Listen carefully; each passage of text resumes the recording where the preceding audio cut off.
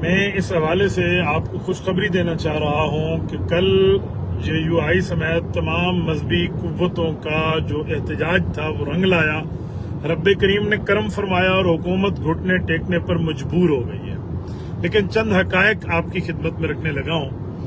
آج کل یہ بہت آسان سی بات ہے کہ جی یہ غیر قانونی جگہ ہے. آپ کو اس بارے میں کچھ پتہ ہے؟ خدا کے بندے، آپ جس کو غیر قانونی کہہ رہے ہیں، کچھ اس کے بارے میں آپ نے تفصیلات لی ہیں؟ اچھا، جس مسجد کو گرایا جا رہا ہے وہ مسجد پاکستان سے بھی عمر میں بڑی ہے. وہاں پر جو مسجد بنائی گئی وہ ملک پاکستان سے بھی عمر میں بڑی ہے. اور اب حال یہ ہے کہ آپ حیران ہو جائیں گے کہ 1932 میں جناب نور محمد صاحب رحمۃ اللہ تعالی علیہ نے اس کی بنیاد رکھی، اور پھر جنرل ضیاء کے دور میں اس کی توسیع بھی مانی، اور یہ اور وہ اس پورے ایریا میں ان کے پاس پورے کاغذات موجود ہیں، سب کچھ ہے. لیکن یہ کیا معاملہ ہے کہ مساجد کو گرا دیا جائے؟ جی یہ غیر قانونی ہے. اچھا، پھر اس پر کچھ لوگ فتوے دکھانا شروع کر دیں، سرکاری زمین پر نہیں بنانا چاہیے. کہاں کی سرکاری زمین ہے؟ سرکار کے حکومت ملنے سے پہلے وہ مسجد بن چکی ہے. ہر مہینے گیس کی بلنگ ہو رہی ہے، پانی کی بلنگ ہو رہی ہے، بجلی کی بلنگ ہو رہی ہے، باقی جتنے لوازمات ہیں حکومت اس کا بل وصول کر رہی ہے. ان کو نہیں نظر آ رہا کہ ہم بل کس چیز کا وصول کر رہے ہیں؟ اس ایشو میں سلام پیش کرتا ہوں جمعیت علماء اسلام کی قیادت کو، خصوصاً صاحبزادہ ہمارے مرشد کے صاحبزادہ، ہمارے مرشد کے نور نظر حضرت مولانا محمد مفتی اویس عزیز صاحب کو، اللہ ان کو جزائے خیر عطا فرمائے. مولانا مفتی اویس عزیز ہزاروی صاحب نے کل جس جرت مندانہ کام کا بیڑا اٹھایا، یقین مانیے ہمارے شیخ مکرم، ان کے والد مکرم حضرت پیر عزیز الرحمن ہزاروی نور اللہ مرکزہ کا قبر مبارک میں جو خوشی کا معاملہ ہوگا تو اس کی کوئی انتہا نہیں ہے. رحمان صاحب نے، بھائی زکریہ صاحب نے، اس طرح مولانا ابو بکر، ان کے تمام صاحبزادگان نے. میں یہاں سفر میں ان کو خراج تحسین پیش کرتا ہوں، سلام پیش کرتا ہوں کہ آپ نے بہت اچھا کام کیا. پھر قائد جمعیت دامت برکاتہم العالیہ حضرت مولانا فضل الرحمان حفظہ الرحمان من کل شر والشیطان، ہر شر اور شیطان سے مولانا کی اللہ حفاظت فرمائے.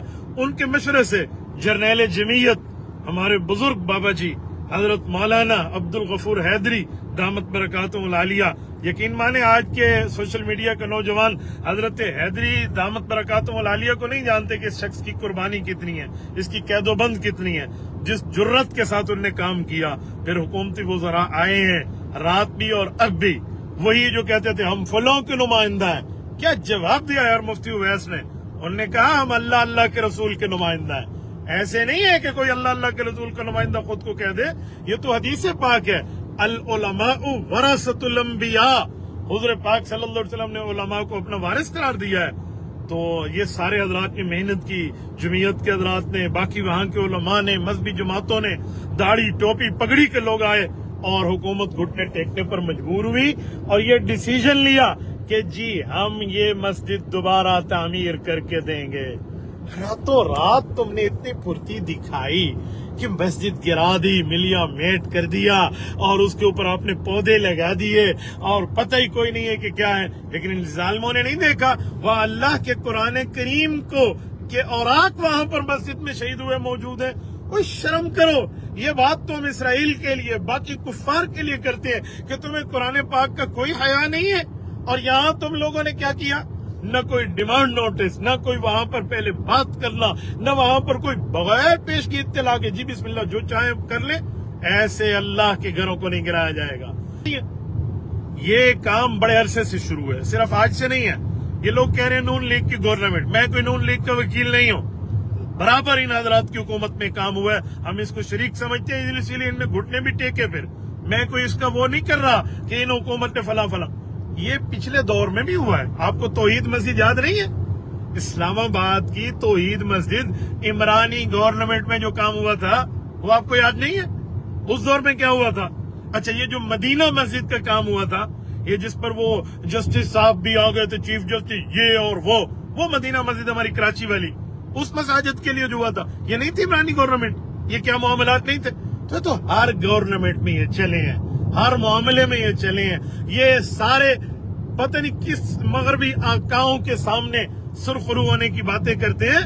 याद रखें, इस इंशाअल्लाह ताला मुल्क पाकिस्तान, आज अगस्त है और जश्न आजादी है, तो हम खुली तौर पे बात कर रहे हैं। कलमे के नाम पे मुल्क बना है, कलमे के नाम पे मुल्क हासिल किया है, तो कलमे का कानून नाफिज करेंगे। और आज हमारे वोट का हक अदा हो गया, अल्लाह की कसम। जमीयत उलमा इस्लाम के वोटर और सपोर्टर सीना सुपर होके ठहरे हैं, हक अदा हो गया। आज कहाँ गई हैं बाकी जमातें, कहाँ गए रियासत मदीना के दावेदार, कहाँ गए बाकी लोग? कोई मस्जिद के लिए क्या बक बक कर रहा है, कोई क्या उल्टा क्या कर, वो नहीं, वो मुस्लिम मदरसे को गिराने की बात थी, नहीं हमने अलग जगह दी। झूठ बोलते हो, दो बातों को अलग अलग थे, उनको इकट्ठा करने वाली बात करते हो। ऐसा कुछ भी नहीं है।